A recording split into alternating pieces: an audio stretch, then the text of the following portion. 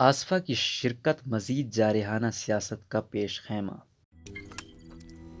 روزنامہ قدرت کی ویڈیو دیکھنے کے لیے ابھی یوٹیوب چینل پر سبسکرائب کریں اور بیل آئیکن پر بھی کلک کریں۔ پاکستان ڈیموکریٹک موومنٹ کے ملتان میں ہونے والے جلسے میں آصفہ بھٹو زرداری کی جانب سے پیپلز پارٹی کی قیادت کو غیر معمولی اہمیت دی جا رہی ہے۔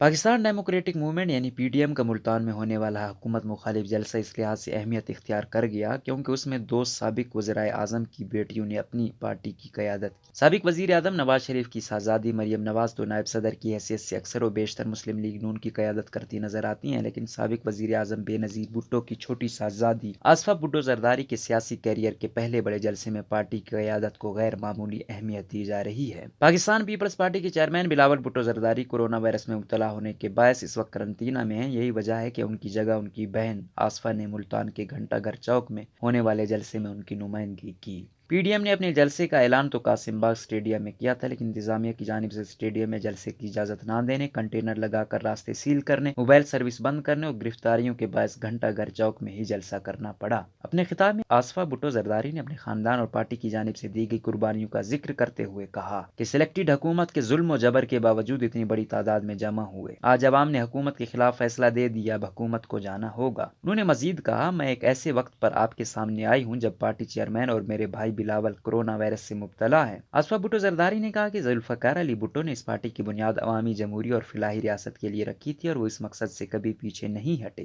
تجزیہ کاروں کے مطابق ابھی آصفہ کو جماعت کے اندر اپنی جگہ بنانے میں وقت لگے گا، تاہم اس میں کوئی شک نہیں کہ وہ بھی مخصوص حالات میں پارٹی قیادت سنبھال سکتی ہیں۔ ان کی مقبولیت کی ایک بڑی وجہ کارکنوں کو ان میں محترمہ بے نظیر بھٹو کی جھلک دکھا دینا ہو سکتی ہے۔ جنوبی پنجاب کے تجزیہ کار رضی الدین رضی نے بتایا کہ آصفہ بھٹو زرداری کی پی پی کے 53ویں یوم تاسیس جیسے اہم ترین موقع پر پارٹی قیادت اہمیت کی حامل ہے۔ ساتھ ہی انہوں نے کہا کہ اس کی وجہ محض بلاول بھٹو زرداری کا کورونا سے متاثر ہو کر غیر حاضر ہونا نہیں، کیونکہ ان کی جگہ تو سابق وزیر اعظم یوسف رضا گیلانی بھی قیادت کر سکتے تھے۔ رضی الدین رضی کے مطابق آصفہ بھٹو زرداری نے اپنے پہلے بڑے جلسے سے خطاب میں بھرپور اعتمادی سے خطاب کیا اور نعروں کے ذریعے کارکنوں میں جوش و ولولہ پیدا کر دیا۔ دوسری بات یہ ہے کہ محترمہ کے تینوں بچوں میں سے آصف علی زرداری کے سب سے قریب آصفہ رہیں اور ان کی سیاسی تربیت میں مفاہمت کے بادشاہ سمجھے جانے والے آصف علی زرداری نے خود کی ہے، لہٰذا بلاول کے ساتھ آصفہ کو بھی مستقبل میں پارٹی قیادت کی ذمہ داریاں سونپے جانے کا قوی امکان ہے۔ رضی الدین کا مزید کہنا تھا کہ آصفہ نے خطاب کے دوران بھی وہی انداز اپنایا جس طرح محترمہ بے نظیر بھٹو کا ابتدائی ایام میں تھا۔ پہلے خطاب کے باوجود بھی آصفہ کافی پر اعتماد دکھائی دیں اور انہوں نے آخر میں نعرے لگوا کر کارکنوں میں مزید جوش پیدا کیا۔ انہوں نے کہا کہ بلاول کی طرح آصفہ کا لہجہ بھی اردو زبان میں بی جیسا ہی ہے، اس لیے ان میں محترمہ بے نظیر بھٹو کی جھلک زیادہ نظر آئی۔ وہ شکل و صورت کے لحاظ سے بھی بے نظیر بھٹو سے مشابہت رکھتی ہیں، اس لیے کارکن بھی انہیں اپنی حقیقی لیڈر ماننے کو تیار نظر آتے ہیں۔ رضی الدین کے مطابق پی ڈی ایم کی قیادت کی موجودگی کے موقع پر آصفہ بھٹو زرداری کو متعارف کرانا بھی اسی سلسلے کی کڑی تھی کہ سیاسی شخصیات میں وہ اپنا مقام بنا سکیں۔ حکومت پنجاب کی ترجمان ڈاکٹر فردوس عاشق ایوان نے آصفہ بھٹو کے میدان سیاست میں آنے کو پاکستان میں موروثی سیاست کا تسلسل قرار دیا۔ معروف اینکر اور سینئر صحافی حامد میر نے اپنی ایک تحریر میں کہا کہ آصف زرداری پیپلز پارٹی کو بلاول کے حوالے کر چکی ہے اور بلاول نے پچھلے